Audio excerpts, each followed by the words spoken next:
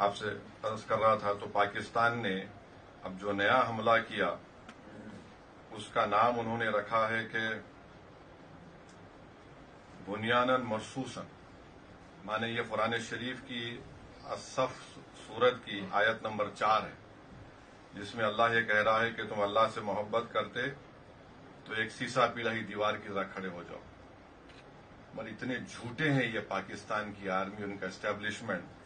اگر آپ اسی سورے میں دیکھیں گے تو اس سورے کی آیت نمبر 2 میں اللہ فرما رہا ہے کہ تم کیوں ایسی بات کہتے ہو جو کرتے نہیں ہو۔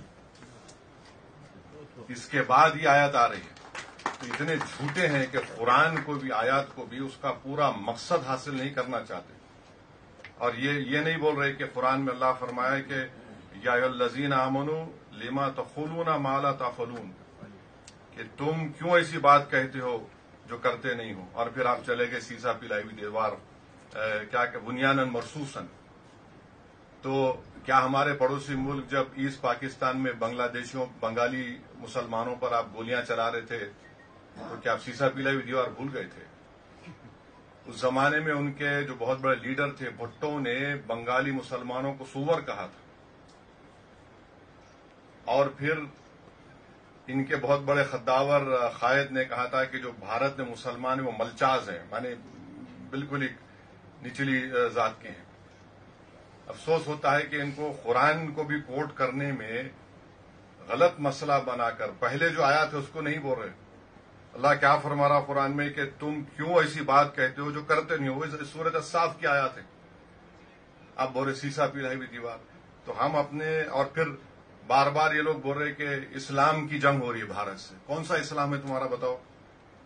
20 کروڑ مسلمان بھارت میں رہتے ہیں، اور حنفی فقہ کا پوری دنیا کا سب سے مشہور عالم دین مولانا خالد سیف اللہ رحمانی حیدرآباد میں رہتے ہیں، سب سے بڑا عالم ہے، فقیہ الاثر کہتے ہیں ان کو۔ آپ کہتے اسلام کی بات کرتے ہیں، پھر آپ نے ایرانین آؤٹ پوسٹ پہ گولیاں چلائی تو وہاں سیسا پلائی ہوئی دیوار بھول گئے۔ بلوچیوں پر آپ قتل کرتے ہیں، سیسا پلائی ہوئی دیوار بھول گئے آپ۔ افغانستان میں آپ یقین نہیں کریں گے، جب 9/11 کے بعد یہی حکومت تھی، یہی اسٹیبلشمنٹ تھا جو معصوم لوگوں کو، جو ڈاکٹرز تھے، انجینئرز تھے، سرجنز تھے، صرف $15,000 کے عوض میں ان کو امریکنوں کو بیچ دیا۔ $15,000 اس میں کتابیں لکھی ہوئی آپ پڑھ سکتے۔